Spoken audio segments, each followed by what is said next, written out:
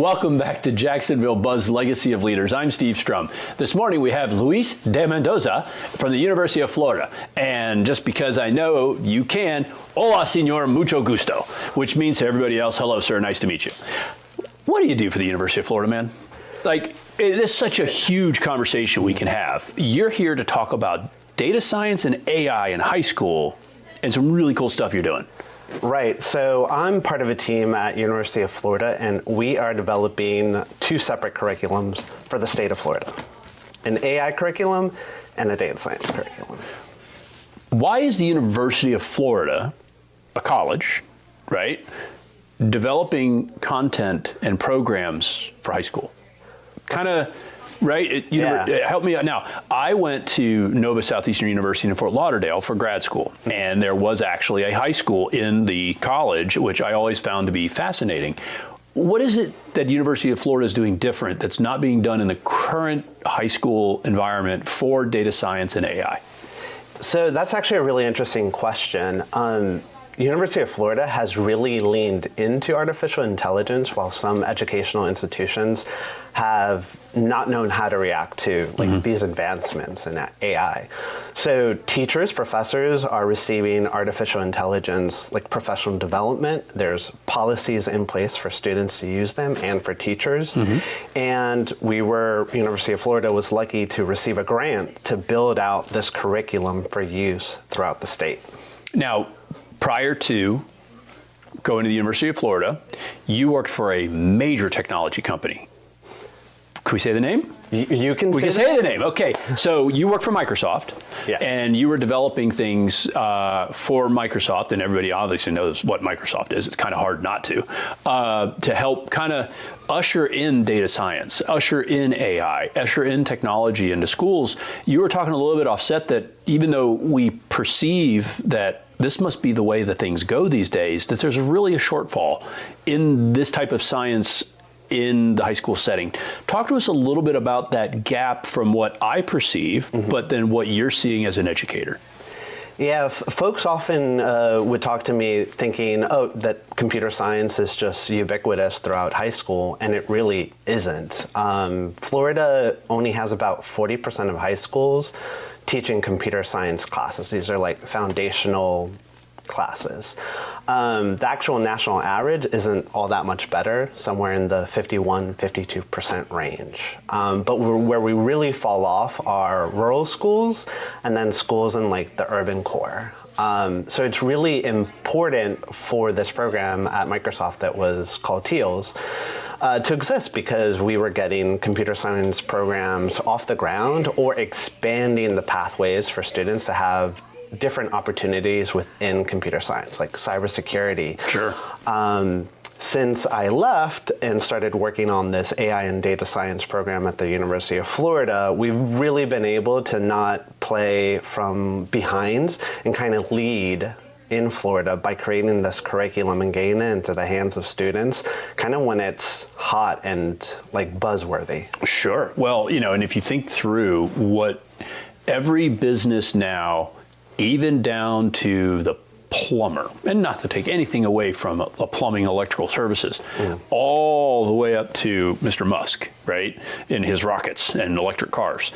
There is no genre of business in the frame of any business that is not deploying some sort of technology data science. Even if you're a 16-year-old mowing lawns, you probably have a square. Right? And it's fascinating that there is such a gap. Now, I have some kiddos that are in the high school age, and I have one that's in engineering. And, he is absolutely all dialed in on that stuff. And it's amazing the things he can do. Makes me feel stupid and on a daily basis. Not intentionally, but he's just like out there smart. So he's going to go find his own stuff. But then we have other kids, they're just regular kids just going through their high school experience. The fact that there's this big gap. I mean, AI, are we at the start of the end of the world? Is it, the Terminator coming up? Obviously, that's a little bit more Hollywood and fabricated, but AI will be here, right? It will help us make decisions. You see AI right now at a fast food restaurant. They are predicting analysis what size French fries you want. Now, I know that seems very small to somebody going, oh, I got a large fry, click, but the system knew it before you pushed the button. Right. And now you're putting in educational programs to help kids have a leg up in that to that they can be eligible workers with skill sets needed for that next generation of economy. This is fascinating. Right, and I think what you're saying is really it's going to be prevalent. A lot of folks maybe don't realize that we're in the middle of this huge paradigm shift with AI.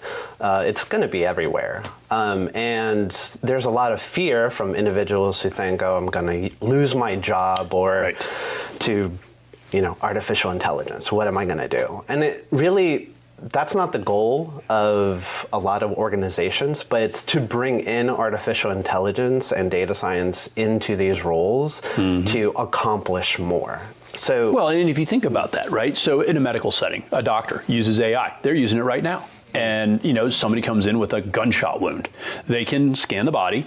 The AI is not going to replace the doc to take the bullet out, but they're going to use some sort of analytics that says, hey, by the way, if you go in this way, you have an XYZ higher probability of taking the bullet out without killing the guy. Those are, I think, the applications for AI. Are we going to have autonomous robots? Probably not in our lifetime, but at some point maybe.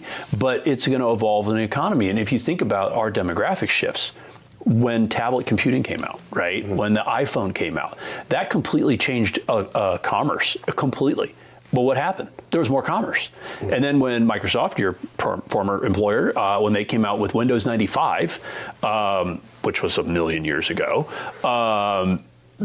it changed the dynamic by which we work. It didn't replace jobs. It added to our economic output. And of course, one can go down the economics road of the stock market to look at that. Go, look at the stock market, even though it's going through some stuff. If people want to find out more about you, I can talk to you about this for hours. It is absolutely fascinating in two ways. One, that you're bringing that to high schools. Two, that there's such a low saturation of this stuff in schools. Rural, I get it. Urban core, also get it. Strain dollars on both sides of that. If people want to find out more about your programs or what the curriculum that you're developing, how do they reach out and talk to you about that?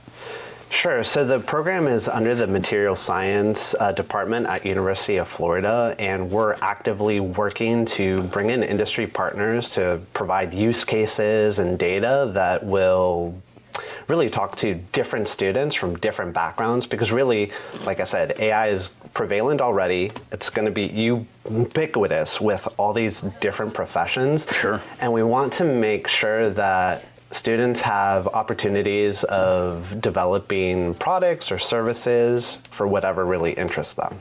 Gotcha. And for anybody here who's watching, if you do happen to have the opportunity to go to the University of Florida in Gainesville, Florida, they have this street. There's this road. I was there when it was being built. It was, it's like this technology road. Like, I don't even quite know how to describe it, but under the road, there's tech. The road is tech. Around the road's tech. Above the roads, everything is like you walk in and you're like 20 years in the future.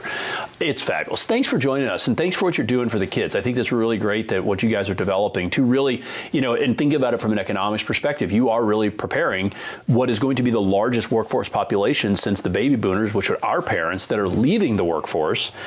It's a large generational workforce, but it's going to be a completely different workforce than your dad's job. Right. Fabulous. Thanks for joining us. Guys, thanks for joining us on Legacy of Leaders. If you like us, share us. Remember, live with gratitude.